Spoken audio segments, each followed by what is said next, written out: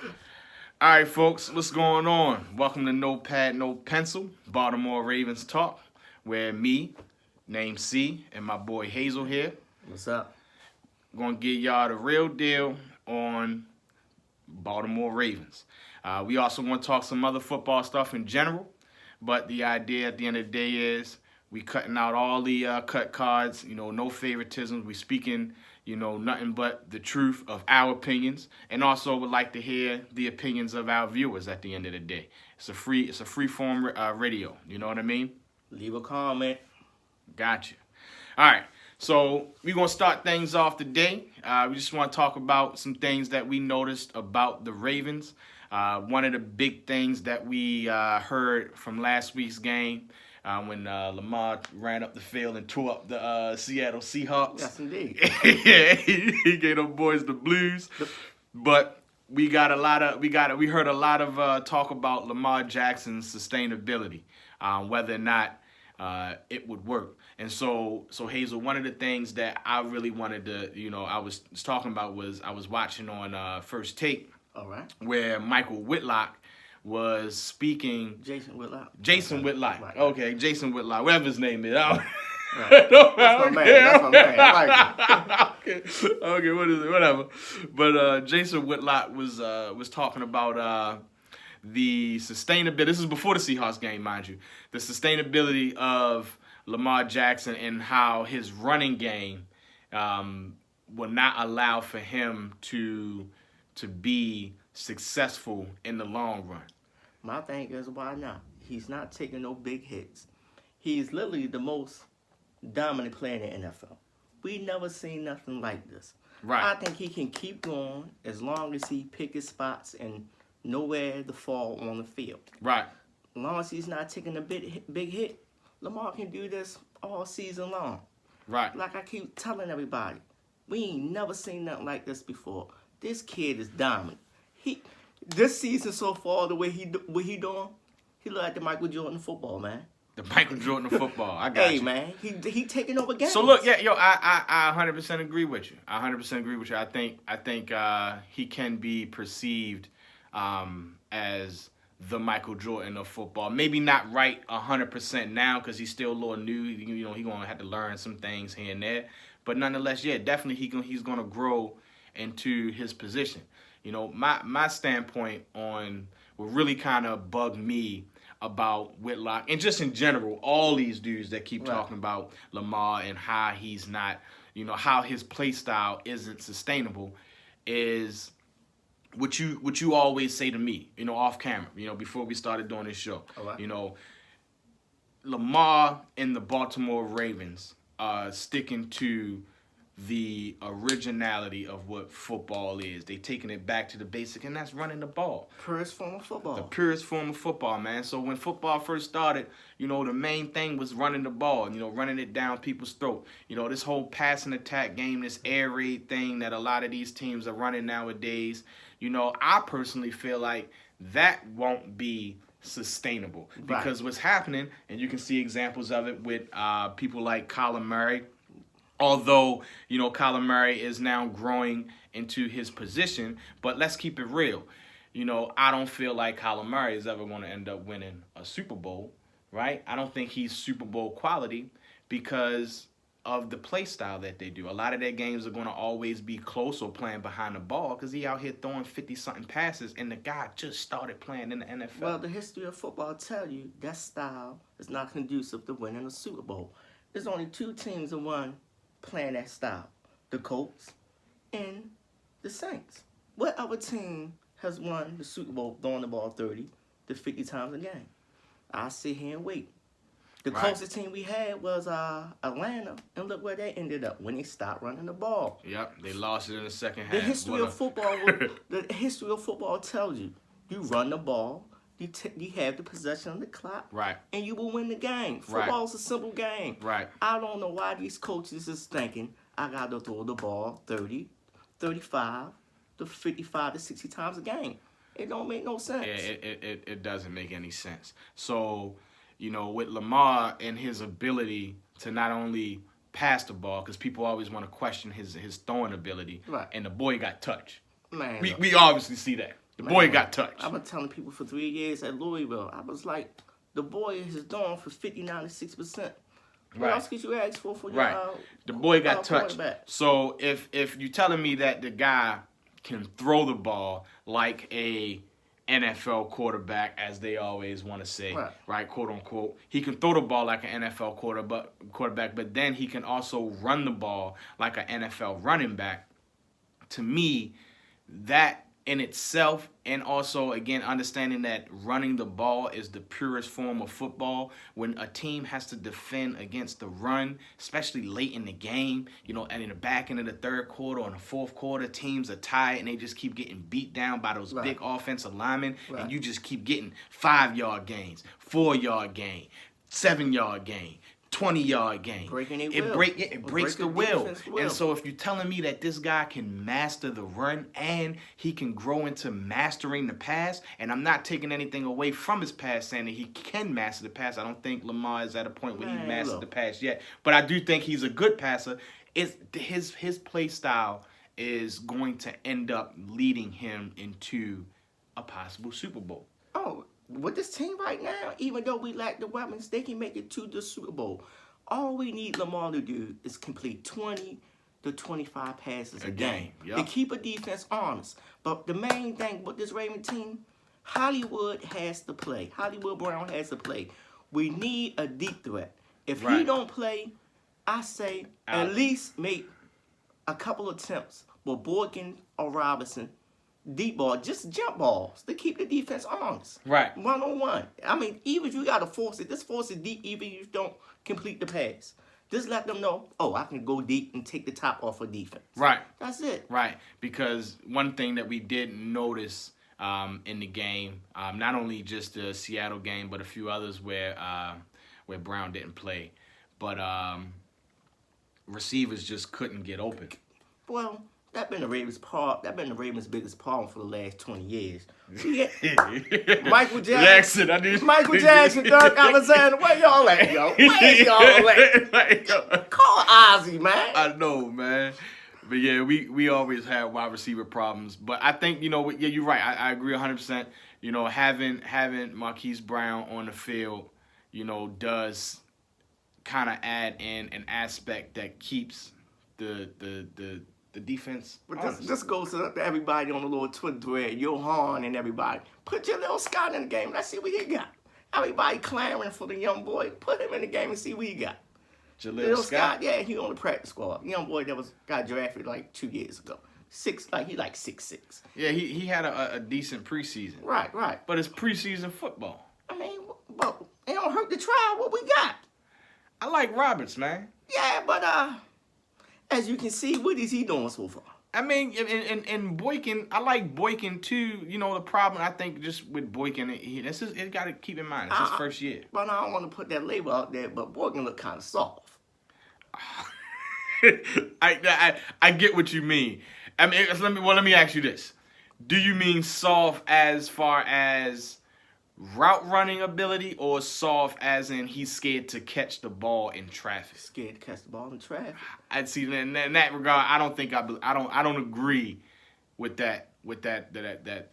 He proved me wrong last Sunday though. So right.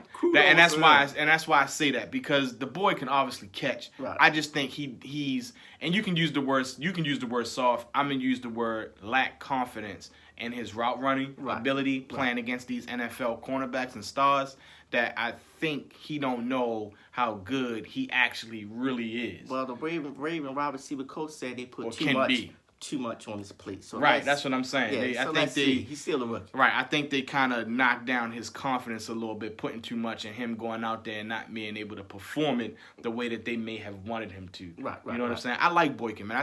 I think our wide receiver core, as of right now, I wouldn't say they are the best that we've ever had, but they definitely in the top 5. Right. Definitely in the top 5. Just imagine this team with a Mike Wallace. Lord have mercy. Even his ass will be all right with this team. With Mike Wallace? He a deep threat. You got to respect it with this team. Even if we had him, he'd be the most scariest offense in the league right now. I mean, we still number 1, but deep threat-wise, Oh my goodness. If you Mike have Wallace Mike can't. Wallace. Come on, yo. Mike Wallace showed up with Joe Flacco, yo. Come on, man. Yeah, he did. I mean, He wasn't a 1,000-yard wide receiver, but why he would was you at need? that. But I guess my question would be, why would you need a Mike Wallace and a Brown? With that, you can most definitely take the top off of defense. But You can't put 8 and 9 in the box. But I guess the question would be, I mean, you can't have your players just running deep all game. I mean, what about your mid routes, your possession receivers? But my thing is, you can't put 8. All right, I got a good question for you. Okay. Who would you replace Wallace with right now? Because of course you got the limit to the team. Who would you get rid of On this team now. and put Wallace at? Roberts, Boykins, anybody. So you would get rid of Boykin. Hell yeah. Wallace proven. Okay. I don't see the I'm just talking. Why do you I'm need talking in terms of fantasy. I get you, yeah. We talking in terms of fantasy. Right. You know what I'm saying? Why would you need a Brown and a Wallace? Why won't you?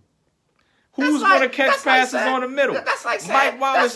That's like saying you don't need to Tyree Hill and Sammy Watkins. Sammy Watkins don't mind catching passes across the middle.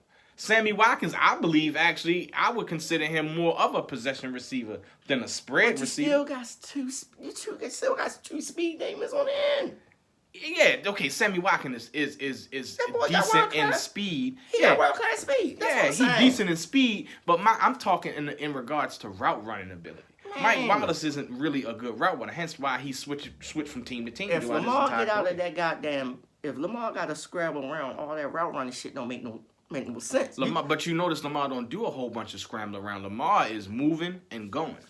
I can't say that because he constantly keep his eyes downfield. Right. But once again, our wide receivers can't get open or they can't. He ain't going with Baker Mayfield back there, running left, right, trying to figure out. You know what I'm saying? See, we can't speak on the backup quarterback because we don't have one. We got Lamar Jackson.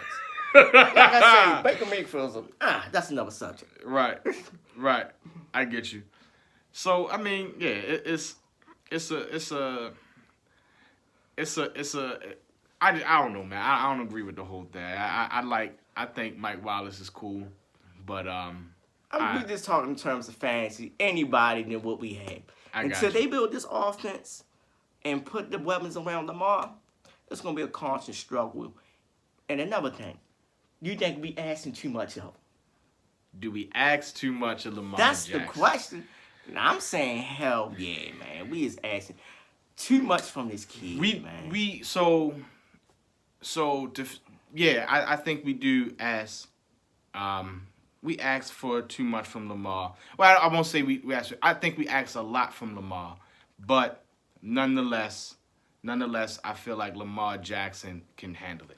He can take it. And I feel like he has the right weapons right now when Brown gets back healthy. He has the right weapons to be successful. And I feel like he has the personality to want to take on the responsibility that they give him. Right. So it is too much. They do I think they put the offense and the defense on his back. And I can explain that in the sense that, the game, our play calling and our entire game, both on offense and defense, revolves around Lamar Jackson and how he plays. Right.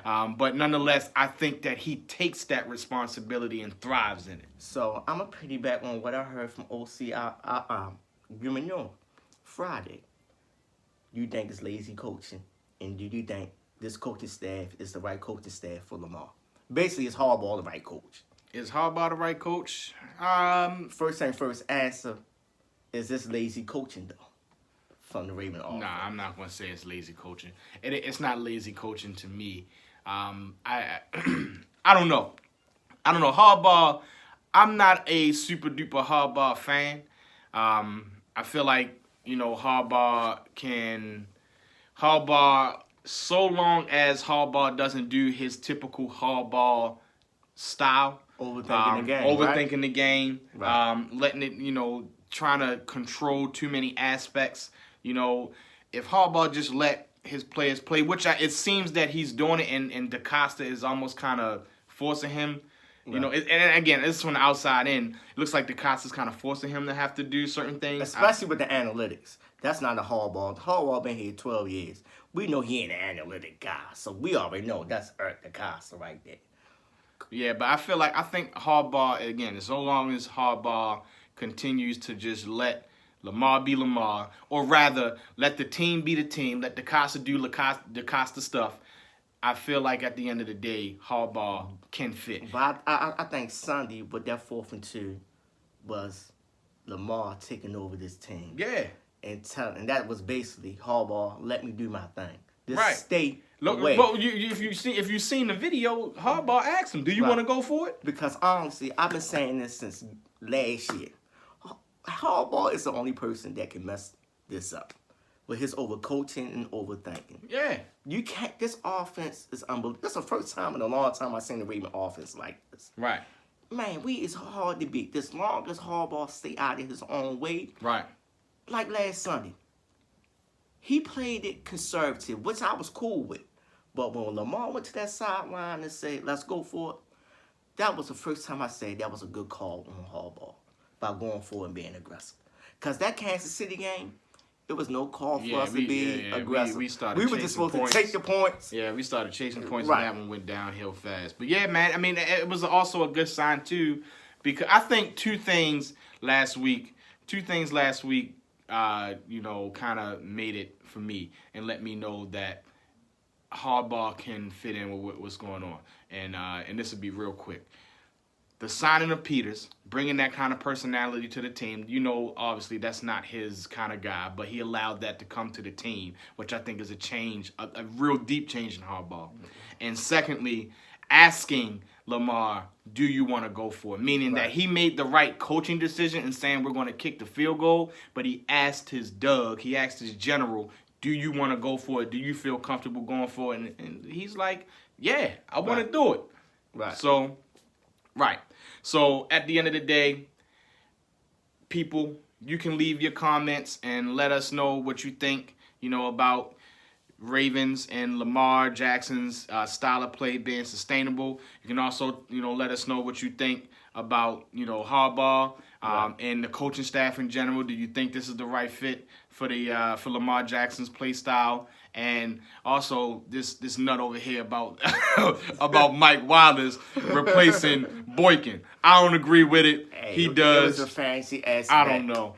Hey, anybody that can go deep on this team, it's a help. It's a help. I don't know, guys, but Michael hey, Jackson, Dirk Alexander, strap up, baby. We in. But hey, guys, thanks for watching. We'll be back, for another episode next week. Thursday. Yep. We'll be back. Raven review. Yep, we'll be back for another episode next week. Please like us, subscribe, and most definitely leave comments. Praises and love to everybody out there. Thank you. This is the first one and many more to come. No pad, no pen. Raven talk. No pad, no pencil. Ravens talks, baby. Thank you, guys.